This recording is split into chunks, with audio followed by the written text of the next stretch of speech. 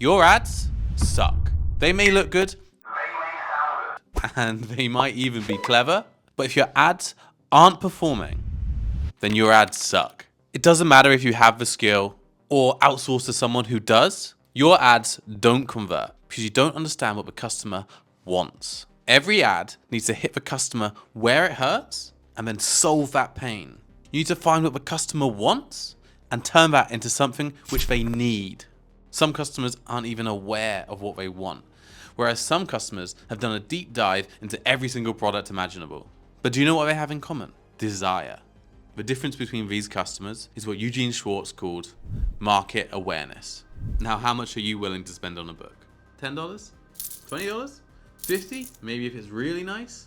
60 years after publication, Eugene Schwartz's book, Breakthrough Advertising, retails for $400. If all I'd learned from these $400 was the stages of market awareness, then it would be the best $400 I've ever spent. And today, I'm going to give you all that for free. Schwartz's theory was that every consumer exists in one stage of market awareness, and each of these stages has different emotional triggers that you need to hit in order to draw them to the next stage. Products themselves have a rough area of market awareness that they tend to exist in. It's the difference between iPhone and finasteride.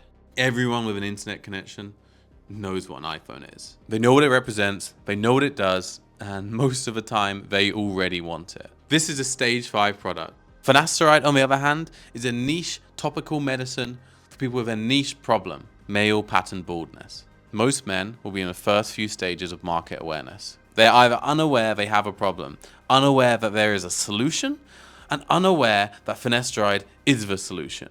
For a prospect like this, you have to approach marketing so much differently to how Apple does.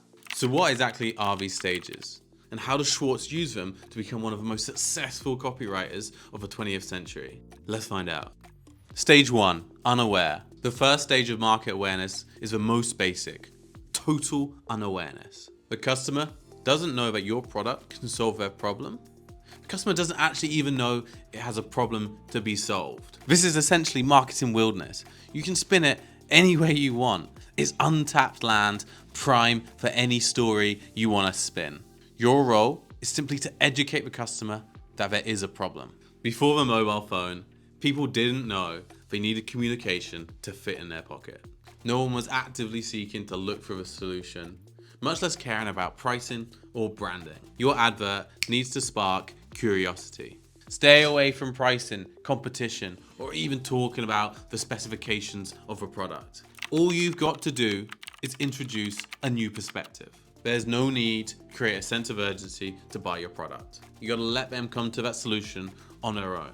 Competition is low at this stage. You don't need to be a salesman, you need to be a guide. You need to be the gentle hand that brings them to the next stage. Speaking of which, stage 2, problem aware. In this stage, the customer is aware of their pain, but unaware of the solution.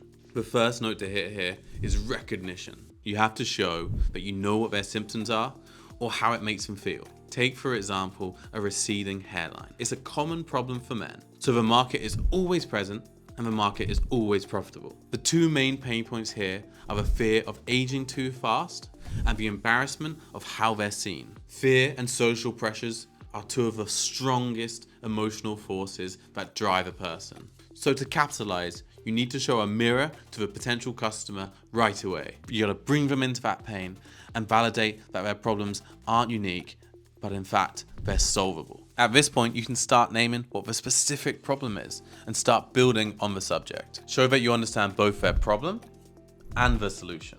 By naming the problem, they can understand that this is something which has been considered before. So there are possible solutions for them. There's no unspecific miracle cure. This is a solution which is designed just for them. These potential customers are ready to explore solutions, but they haven't yet committed to anything. They don't even know about product competitors. You're no longer a guide, you're a teacher. And the lesson is that there's relief for their pain. This is the most populated stage of market awareness. And almost all products will benefit from optimizing towards this. Once they recognize their problems, the next step is to offer potential solutions. That's where you come in and show that your product is the solution they need. Stage 3, solution aware. This is where the market starts to get interesting. Customers know that the solution exists and they're actively hunting for the right one. You're no longer introducing a problem or revealing a solution. You're proving why your solution is the best. Where stage 2 relied on fear and social pressures, stage 3 demands credibility. Your messaging can't just resonate, it has to differentiate. This stage is a courtroom and your product is on trial. Your potential customers want proof, specifics, and a clear argument for why you're the best investment. Authority is your primary currency here. Demonstrate understanding of not just the problem, but the entire ecosystem of solutions. This is where social proof becomes critical. Show real-world applications and concrete solutions. Technical specifications become relevant now, but they're not actually enough. Specifications are the supporting documents. They're not the headline. Don't just list features, explain why your solution is better than the competitors. Your potential customers aren't just looking for a solution, they're looking for the solution. They want to feel smart about their decision. Give them the information they need to validate their choice. Make them feel like choosing your solution is the only logical conclusion. I just released a case study of working with a celebrity founder, and it demonstrates this case so well. The founder is a celebrity dentist, so she naturally hits the triggers for authority and social proof. We took full advantage of this and achieved some staggering results. So if you want a bit of a deeper dive, I'll leave a link in the description so you can go check it out. But we can't stay in the solution aware zone forever. We've got to show your prospects what you're really selling. That brings us to stage 4, product aware. At this stage, your customer knows the solutions exist. They've done their research and maybe even explored some products. And they already know your product is out there, but they're not sold yet. Maybe they're skeptical about your claims, or maybe they're still comparing you to competitors, or maybe they just don't see why your product is the best choice for them.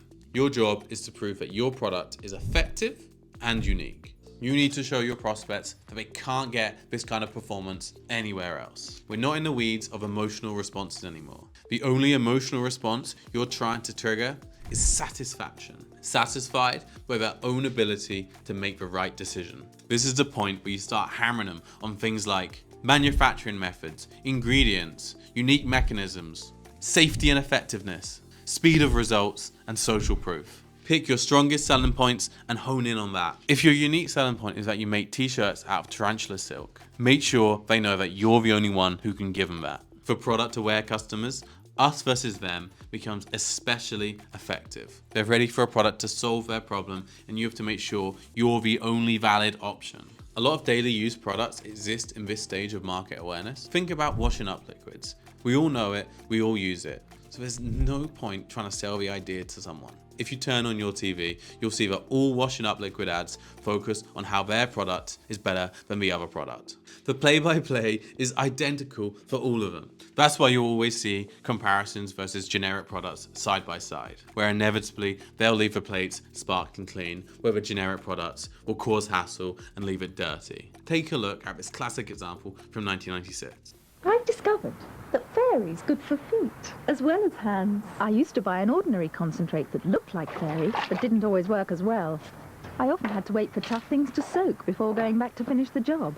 But fairy normally gets the same dishes clean after just a short soak. Fairy's extra power loosens cooked-on food faster than the ordinary one. And now this one from the same company just a few years ago. Here's a very scientific experiment to see how much easier new Fairy with lift action makes the washing up, even on these. Ready, steady, shake! I like to shake it, shake it. I like to shake it, shake it. I like to shake it, shake it. Go like the shake it. I like to shake it, shake it. I like to shake it, shake it. I like to shake it, shake it. Go like the No mess, no grease, no fuss. 15 years have passed and these ads are still effective, even in a market where the products are almost identical. The style of the ads may change, but the underlying premise never does. Modern technology has allowed the format of our ads to evolve, but the mind takes a while to catch up. To be ahead of a game, you don't need to reinvent the wheel.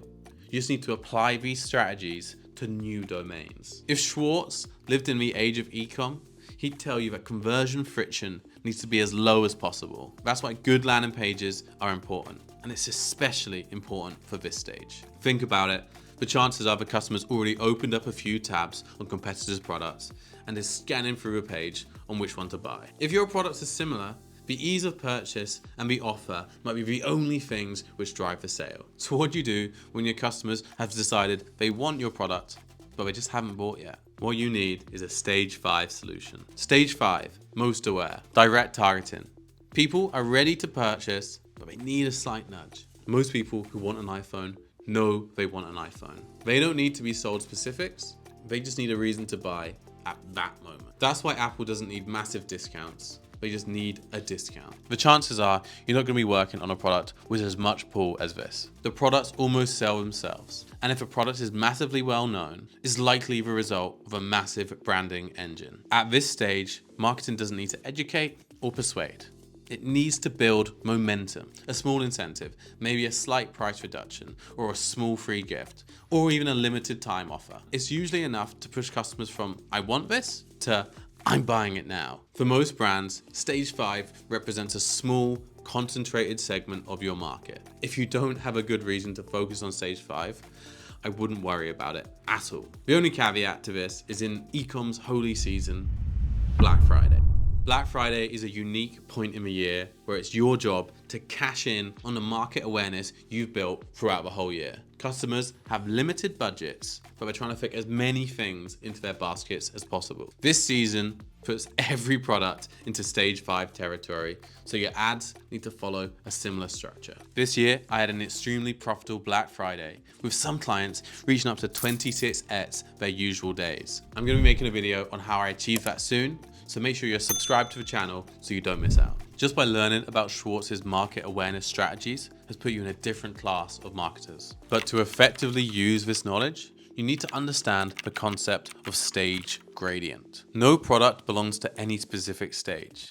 It's more like a normal distribution, where the peak of the graph is the median stage where most potential customers are in. Apple still has some prospects in the unaware stage, but that market is so much smaller than the customers later down the line, so they don't focus on them. The real nuance of market awareness is to figure out which stage of awareness the bulk of your market is in, so you can maximize your focus to where it really matters. From stage 2 onwards, the number of potential customers decreases massively, but that shouldn't dissuade you from advertising in the later stages. The paradox is that the later stage customers are much more likely to convert if you hit the right emotional triggers. You can't market to everyone. Schwartz said it best: your ads must pick out the most logical prospects and reject as many people as they attract. If you talk to someone at their level, they're gonna buy.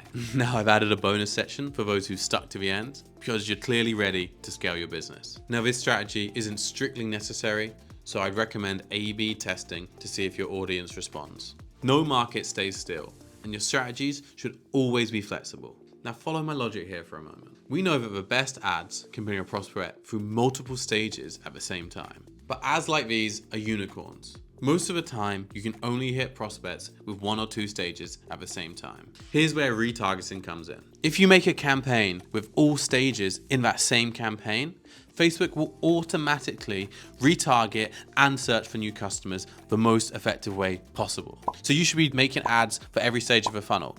Those stage 5 ads are going to spend less than 1/10 of those stage 1 ads, but overall it should optimize extremely profitably. I've said it before and I'll say it again. Creative is king. But if you can find a way to maximize and optimize your funnel without investing more resources, it's a no-brainer. I often see people not using this strategy, and it does take some finesse to pull off, but if you got the gift, then the rewards can be amazing. So what do you think? Was that $400 well spent?